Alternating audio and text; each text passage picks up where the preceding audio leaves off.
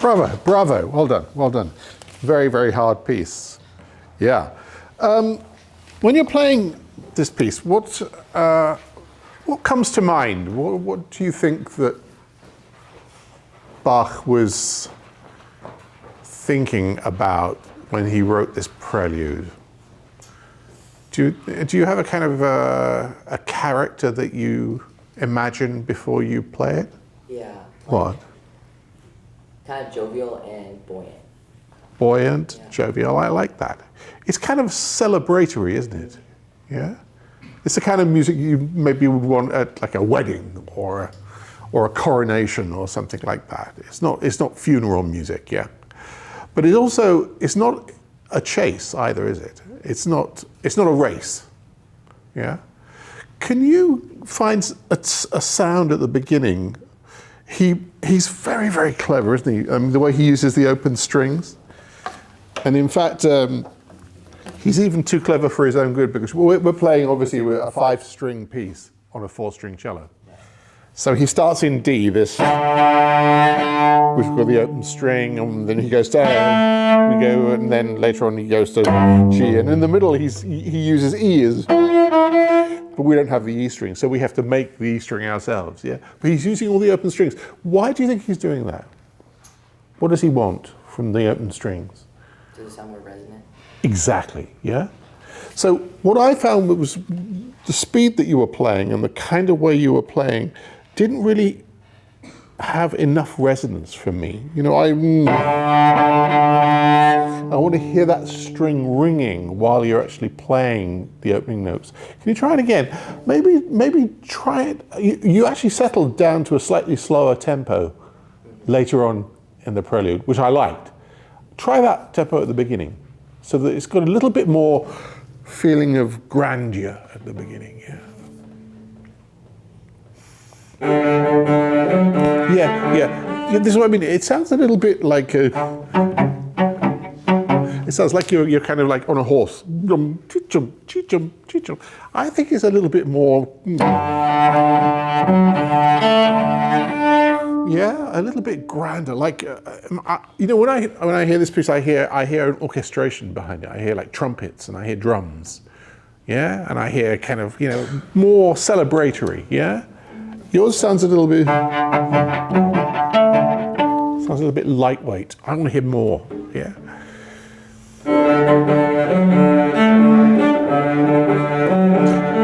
Try just a little slower, yeah. So it's yeah.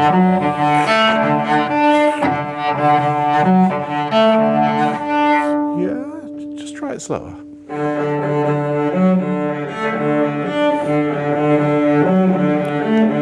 Now we have the moon.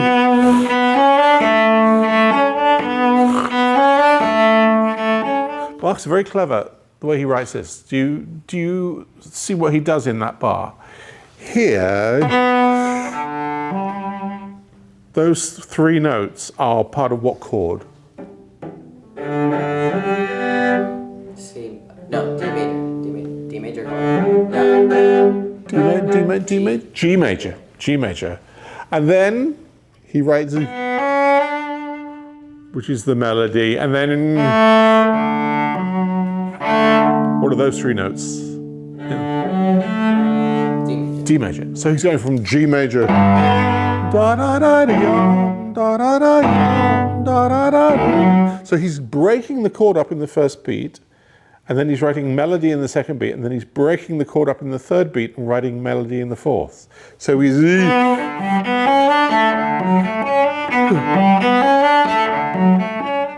yeah. So you see how I'm bringing that out. Try it. So it's not all even. It's not. They're not all even, but it's.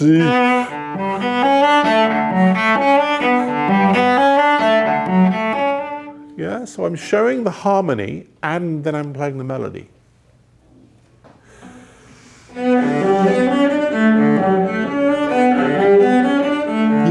I wouldn't separate those because they're, in the original, I think they're slurred. Even in the Anna Magdalena scribble that she's written, they're still slurred, I think. Yeah. So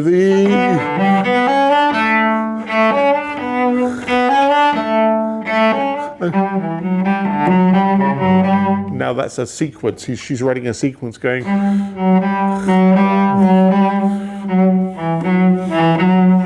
And she's going down in the bass. So you can show that shape as well, yeah? So just go from the... Try slurring the second beat and the fourth beat.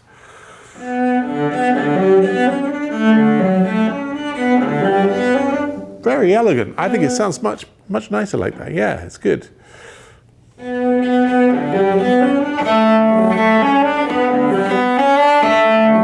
Now less.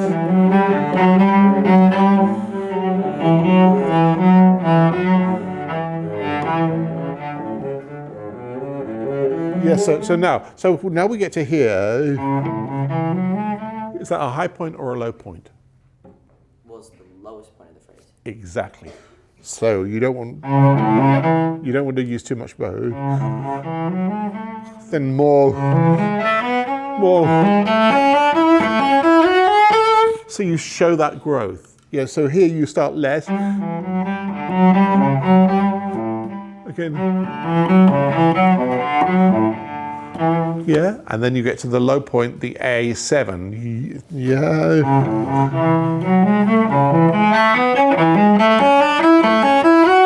And he's modulated to A major from D major, yeah? So he's been through a few keys, but now he's really modulating to A. So just go from the...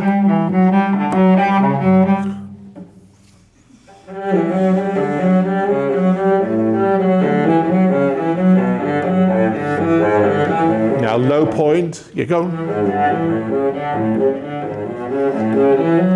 Now gradually grow. Yeah, when you do that shift, just watch out because fingerings are really important in Bach. We can't do slides, very rarely do we want slides. So we want to do really clean fingering. So when you're doing a stretch, I would really be careful of that for stretch. There's one. You can do a nice quick shift there rather than a slide, yeah? Yeah, you see, I still hear you doing, you're doing the, try and stretch it. Yeah, so stretch, release. As soon as you have the A, you release the fourth finger. Good.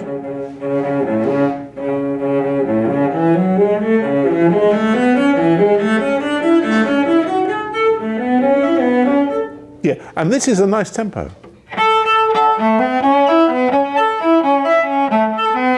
Yeah, so keep that feeling of, it's still rolling along nicely, yeah, but it's not too quick. Do the from the A major.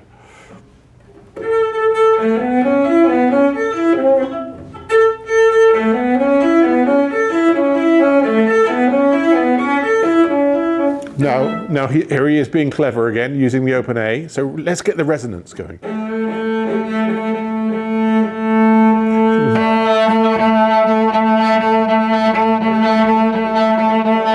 Get it ringing on. Yeah, that's much better. Yeah, carry on.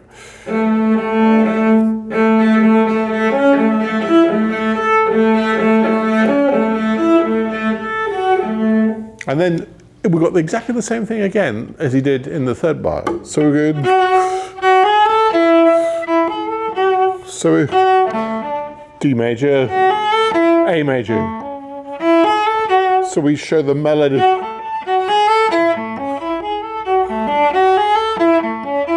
And the same again.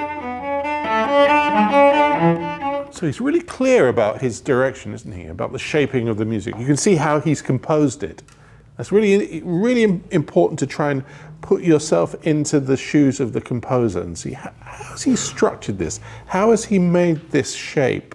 Now I see what he's done, yeah? So let's do the A major from the resonant one. Really let it ring.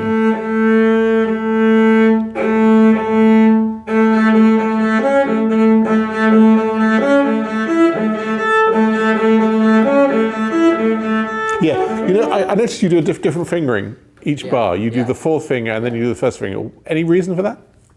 That's what Baron. Oh, I see. Yeah. Baron Reiter. He was a great cellist, wasn't he? No. The fingerings in here, you know, not necessarily things to be followed. You know, Baron Reiter wasn't a cellist. Yeah, he was a publisher. Yeah, so I would just do the same. The more resonant fingering. This is not. It's not a very resonant finger because you're stopping the A string. You see.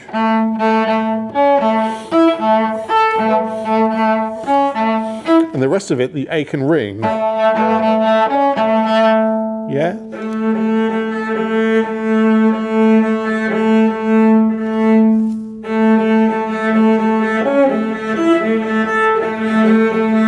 Good. And again, I wouldn't separate those.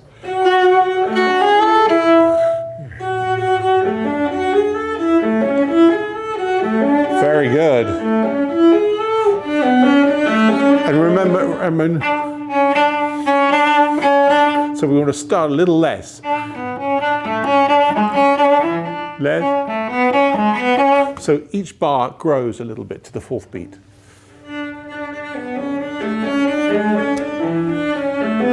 Beautiful. Now, suddenly, this is the first time we've had a little bit of drama. It's all been open keys. D, G, A, everything's been nice and open. No minor keys, nothing, yeah? Suddenly we have, what is this? What kind of an arpeggio is that? We had the same one in the LACO concerto. Diminished? Exactly, yeah. And diminished in the middle of this, you know, bright open key, suddenly it sounds really dramatic. So let's do something with it. So and now he's got the first minor key. We're in E minor. Yeah. So he's really changing it around here. So do go from the bar before the diminished. Yeah. So let's go from there. Maybe from there. Yeah, and grow. So there's real shape to it. Always shape the music.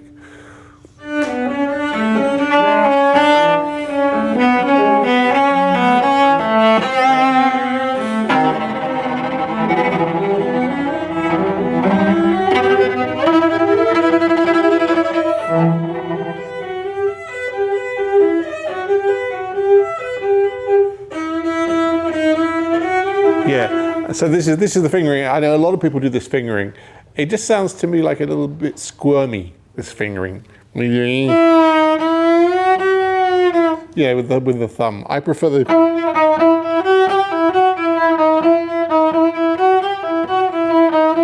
It sounds a little bit cleaner. It sounds more like, you know, when you're using a 5-string cello, it will be like a.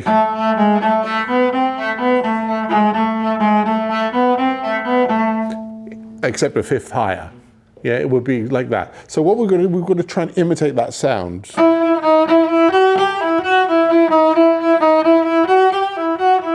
That's the fingering I do. Have you seen that? Wow, you can do it. I will start the D string.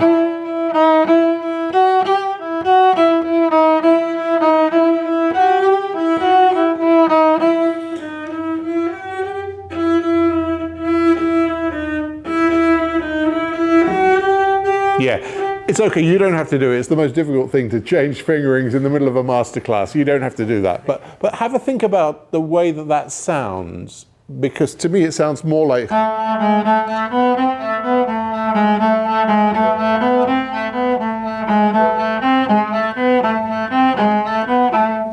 it to sound as much like that as possible. So, and then,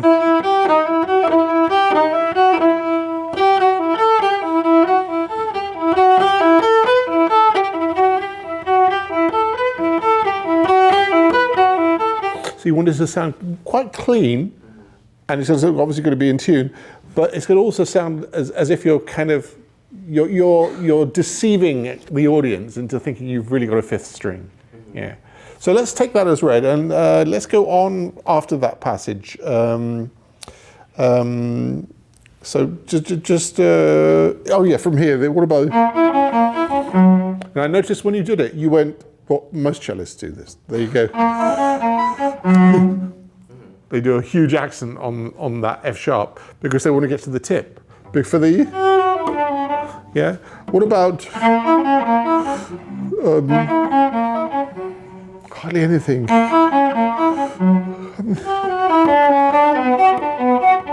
Try it.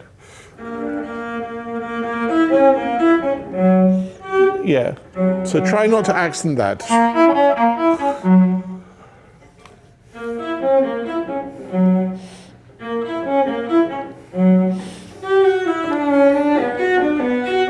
Yeah, and I would keep the same pattern. Yeah, same pattern.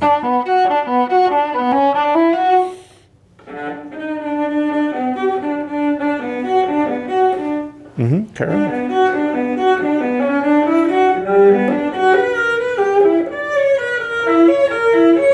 Yeah, and so here. So we've got the harmony, then the melody, the harmony. Yeah. So the consecutive notes are part of the melody, and the other notes are broken chords. So we have what would F sharp 7.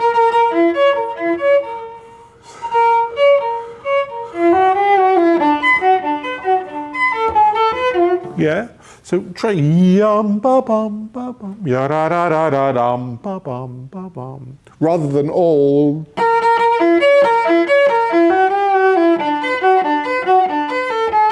They're not all the same. Yeah, show the harmony and the melody.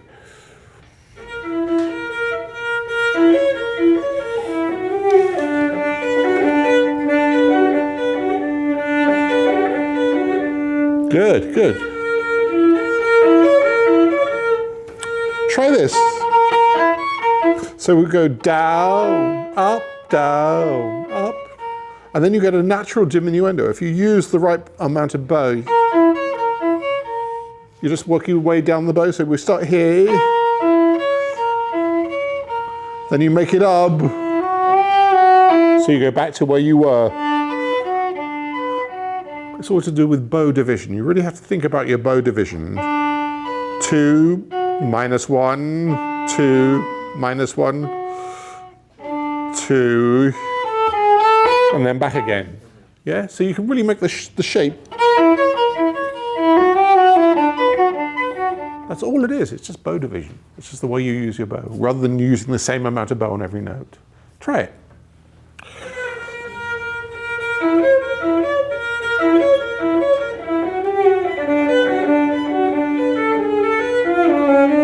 Yeah, and watch your. That's what I mean about slides in Bach. You know, I would be very careful about doing too slidey fingerings. Try and change position on a bow chain.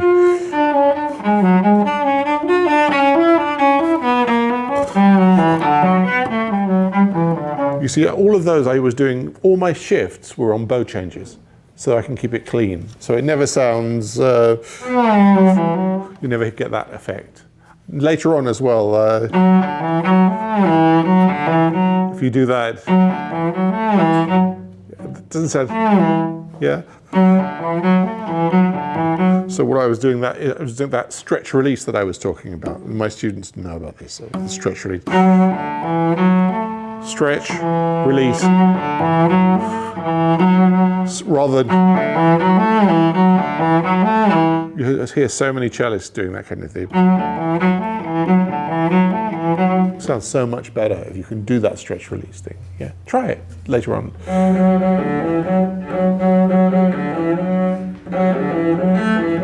Oh, you were doing open string. Okay, right. There was one that you were doing later on. Yeah, maybe it was. Should I just separate rows right there for the shift there? You could. I would just do there. I do just a quick shift. A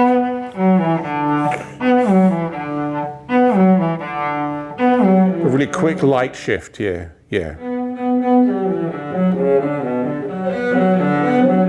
Good.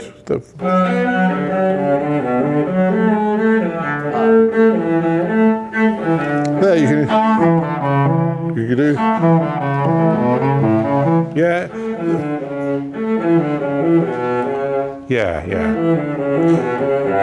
Fingering choices are really important in Bach. You know, in Elgar, in Lalo, and romantic music, you can get away with a lot more.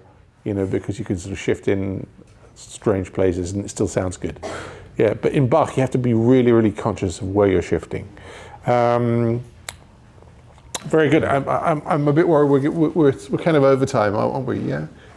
But I mean, it was terrific. You know, you're very quick to change, and I know how hard it is to change fingerings in Masterclass's version. But it's sounding great. You know, you're really, really doing really, really well with it. So bravo.